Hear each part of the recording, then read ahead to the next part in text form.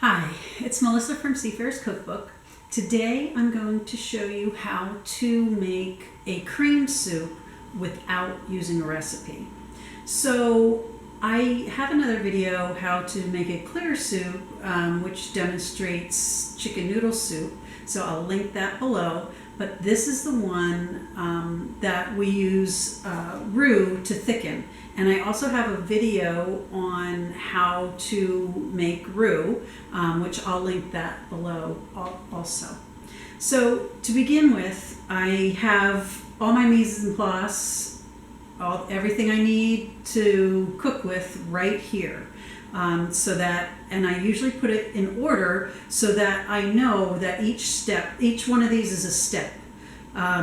And I can follow along, and then I don't get confused, I don't get messed up, like did I put that in, when do I put that in? It's already there for me.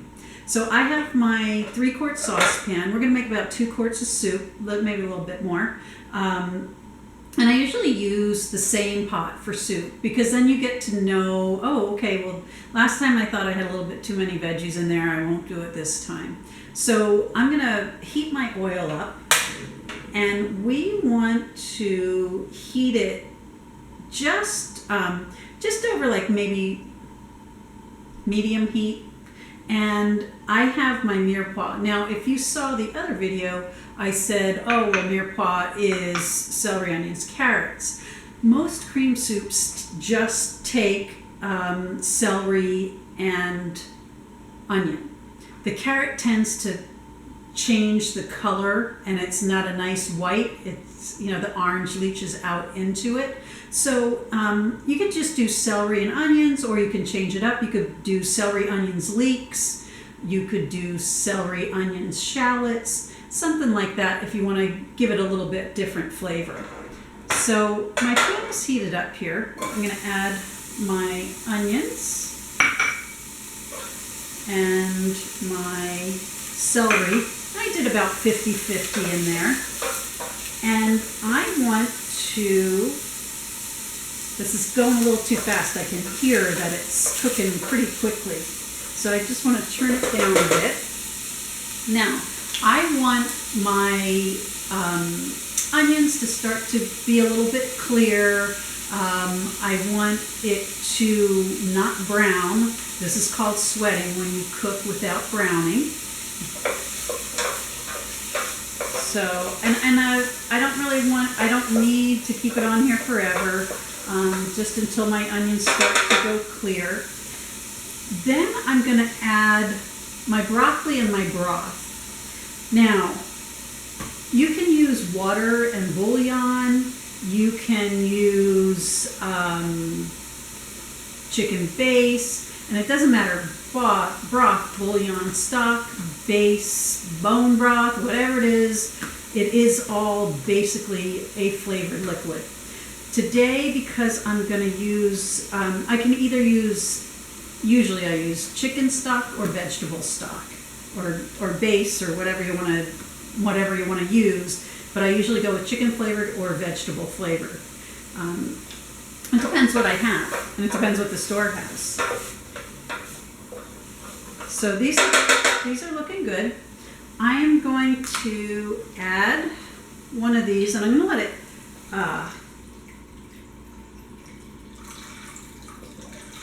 let it warm up. Turn it up a bit. And I'm going to add most of the other one. I'll lose some of this as we're cooking, but I'm holding a little bit back. That way, I have about this much room in my pot. That's what I want to see. Now, as far as broccoli goes and the cutting of the vegetables, last time I said, you want to keep things even, you want to keep them at the, and basically that still is true. You want to keep them an even size so they cook somewhat at the same time. But last time I said, everything should be cut to fit on a spoon. You shouldn't have any giant chunks of anything in there. For this, I'm going to take a hand blender, or you could take a masher or something else once the broccoli's all cooked, and I'm going to smash it up. So I can leave it in a little bit bigger chunks. And what that does is allow it to cook a little bit longer, absorb a little more of the flavor. So it's okay if you leave a little bit bigger pieces. Now I cut off all the crowns. I have like one broccoli crown, so it was about this big, and then it had stems on it. Now, depending on how much I get in here, you want it to be pretty full of the main vegetable.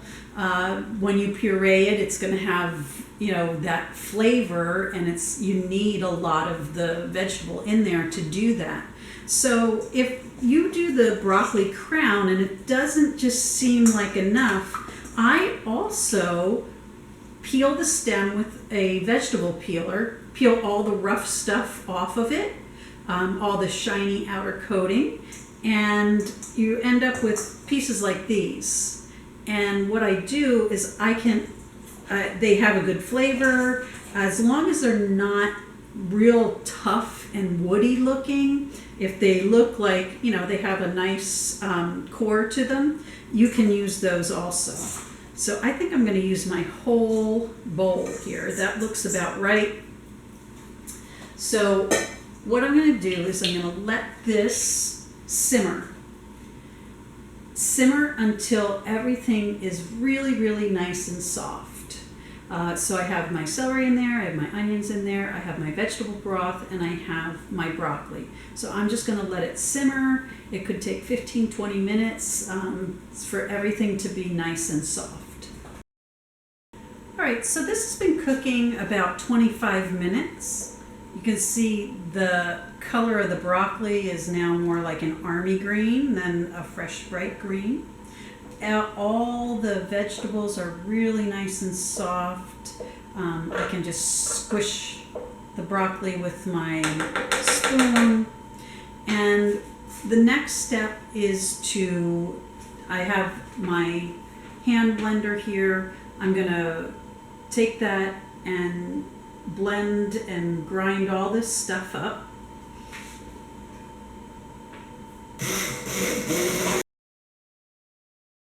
Okay, so this is all ground up.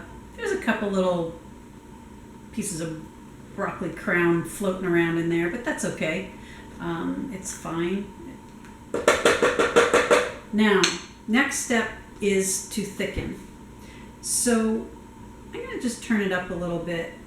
The thing about thickening is you need to have it almost to a boil for the starch that's in the flour to actually thicken something. So we're going to put a few chunks in, and don't want it boiling, but I want it close, real close. But it's going to take a little time for the roux to actually melt and then thicken. So I put in less than I think it's going to take. I can always add more if I need it, but it's very difficult to take it back out. A lot of times the roux will get stuck on the sides, so that's why I'm stirring. Help it melt and keep it from getting stuck on the sides. See, it's still melting, and you can see little pieces of it floating now. So I see it's a little lumpy with roux right now, so I'm going to take my wire whisk and stir this. I can see it's getting thicker, but it's not quite as thick as I'd like it to be. So I'm just going to give it another minute to make sure all the roux is incorporated in there and it's melted down. But I know I'm going to need a little bit more, so I'm going to drop a few more pieces in there. And I'm going to let those melt, use my wire whisk, and see how it looks in a few minutes. All right, so my soup, I brought it to a boil. It is easily coating the back of a spoon. The only thing I want to do is give it a little, make sure there's no undissolved roux floating around in there. I just stir it with my wire whisk to make sure that's happening. And it looks pretty good. Okay, so our soup is nice and thick. What we're going to do now is add the cream. I am using half and half.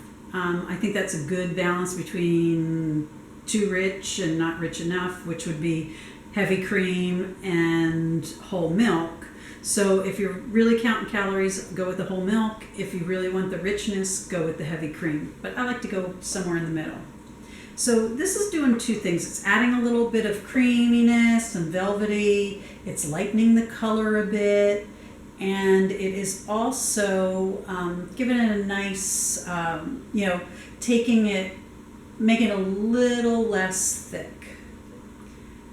So once you add that, and it's really, the amount could be a half a cup, it could be a quarter cup, depending on the way you like it. If you like the color a little lighter, add a little more. If you like it a little darker, or you like it, that's going to dilute the broccoli flavor just a little bit. It's going to add the creaminess, but it's also going to dilute the broccoli flavor. So you have to be careful. This is the point, once I turn this off, which I just did, this is the point where you want to add your cheese. You don't want to add cheese when it's still on the hot burner. So you want to turn it off and then add your cheese if you want broccoli cheese soup. And make sure you get a good high quality shredded cheese, or a good high quality cheese that you can shred to put in there. Cheddar is the best one to use. So you can use anything from Velveeta to a real nice shredded cheddar from I don't know, a fancy brand. It doesn't matter.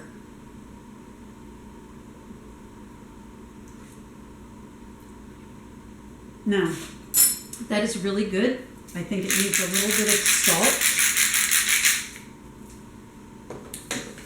and maybe a little bit of pepper.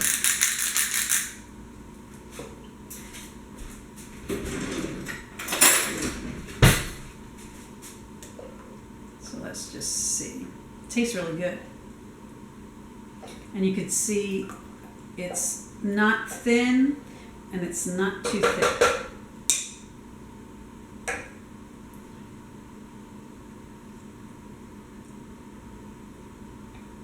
Okay, that's good. So that is how to make a basic cream soup. And you could do cream of carrot, you could do cream of cauliflower, chicken. There's all kinds of different cream soups. This is basically the method to use like clam chowder. I mean, there's different ingredients. I would put bacon in at the beginning. You put potatoes in at some point. So there's different ingredients and different stages where you would add the ingredients, but that's the basic way to make a cream soup. If you need more information, you can head on over to my website. I also have a soup guide available there, which will give you the basic methods and also a lot of blueprints for different kinds of soups. So if you know the basic method, you can say, oh, well, what's clam chowder? Oh, okay, here's the ingredients. This is when you put them in. And a lot of other tips and tricks for different types of soup. So that's my goal, is to get you confident enough that you can make soup without a recipe. Thanks for watching.